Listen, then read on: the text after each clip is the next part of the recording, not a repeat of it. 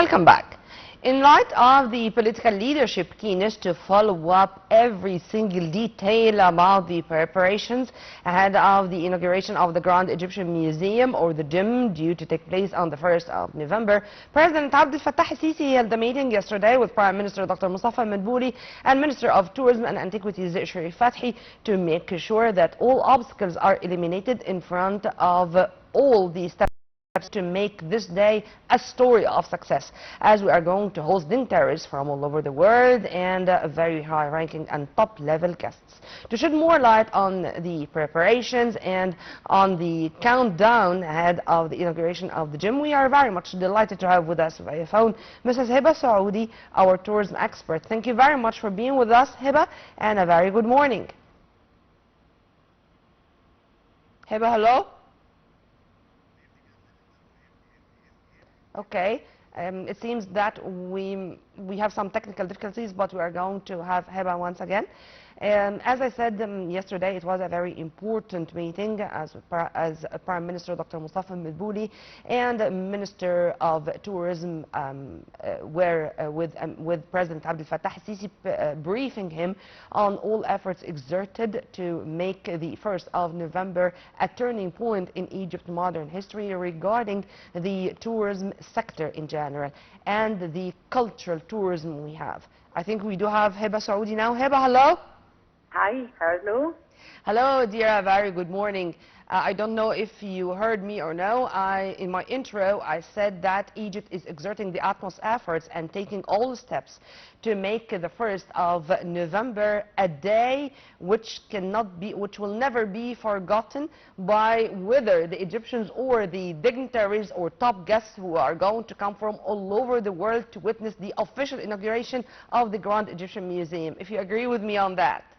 Definitely, definitely. It will be a day to remember, and all the preparations being taken to be so.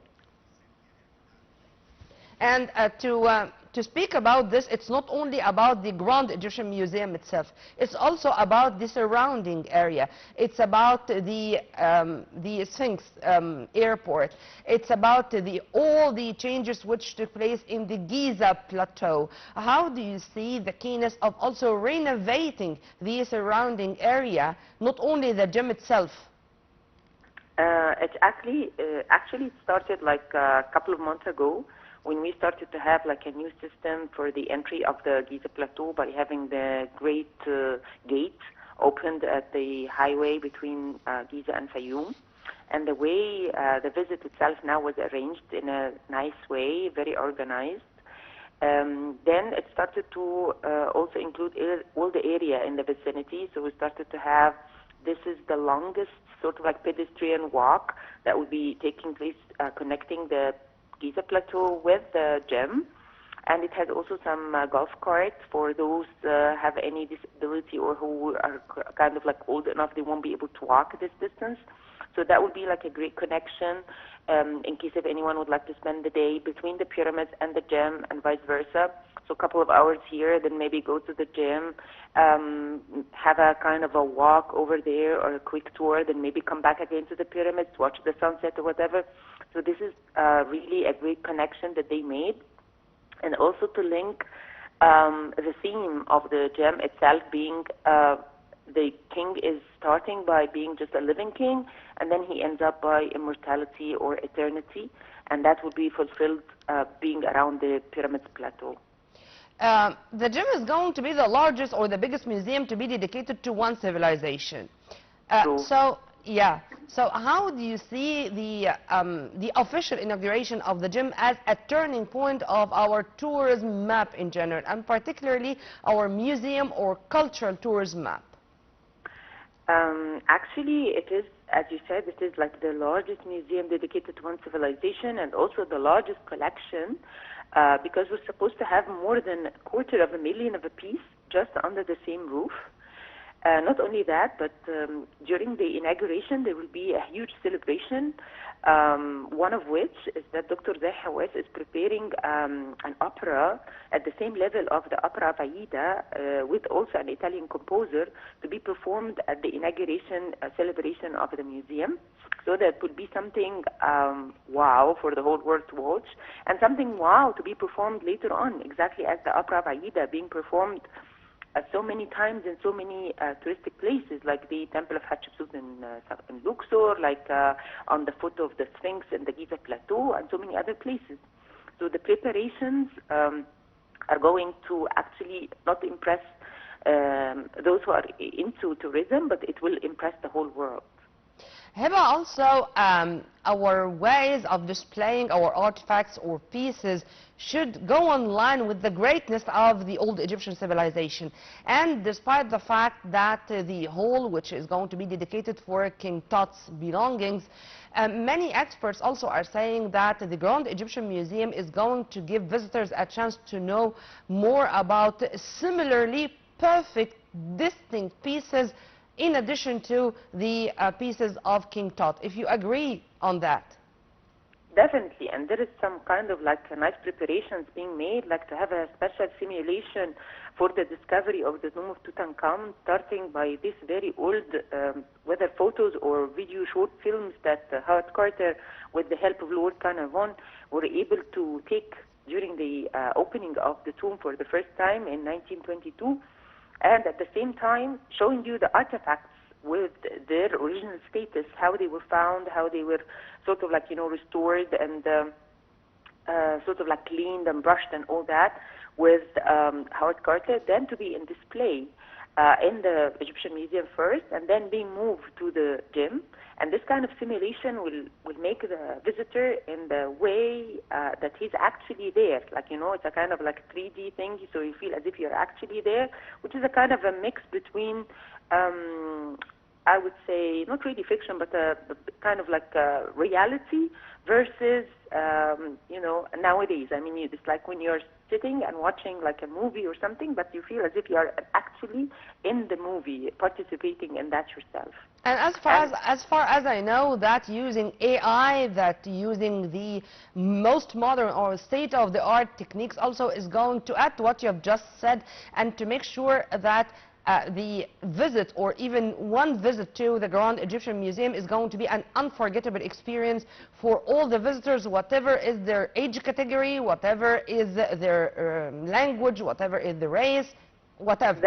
That's very true, especially with what we're having, the Children's Museum.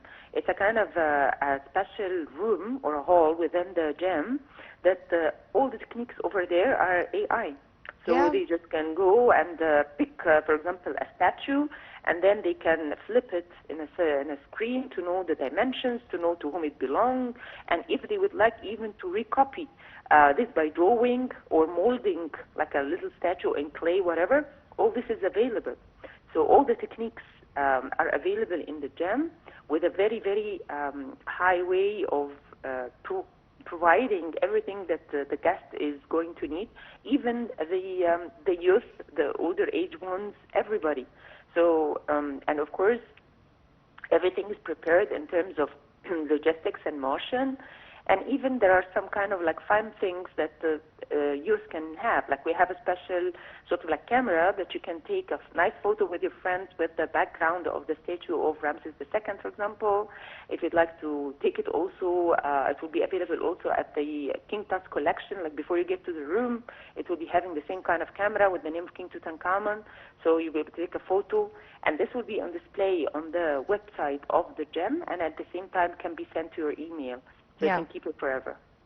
As we speak, even the remaining pieces of King Tut are transported to the museum, and as far as the organizers of the inaugurations are saying, they're saying that it's going to be a piece of art and it's going to be such a distinguished experience for all the visitors. But let me know more also about the gym as also an educational institution, because as it's going to be a source of cultural heritage data, info, such a place to visit visitors from all over the world, it's going also to be an educational institution for all those in love with Egyptology. True? True, because we have a huge research center over there that got a lot of documentaries and a lot of sort of manuscripts, whether for those who are preparing for their post-grad, a master's degree or a PhD or whatever, plus also the undergrads, those who would like to know or to make a certain sort of project or something about certain piece of information. All the information will be there. And above all, there is this huge sort of restoration lab, and that's the biggest actually in the world that we're having over there, that's classified to so many sort of branches. So we have the organic branch, we have the the statuary and stone, we have the wood one, and so on. And it's a huge school of education actually for the restorers, for those who are into knowing the chemistry and the products used in the restoration and so on. Plus the fact that actually if there is a huge library to be opened at the inauguration of the gem, and those who are interested to dig in a certain topic or in a certain subject, that's where they have to go, and all the knowledge will be available for them through also the AI, through the computer, so they can dig and search on whatever they would like to know about, and it would tell them. I think not only us, I think the whole world cannot wait for the 1st of November to go ourselves and to enjoy every single minute in the Grand Egyptian Museum. Heba, thank you very much for your input there, and have a very good day. We were very much delighted to have with us via phone Heba Seodi, our tourism expert. And as I said, all the time Egypt is having gifts for humanity at large. And the one of last but not least is going to be the Grand Egyptian Museum to be officially inaugurated on the 1st of November. Well, by this we come to the end of our episode. Stay tuned on Nile TV International always for more. Many thanks for watching. This was Nermeen Abdurrahman.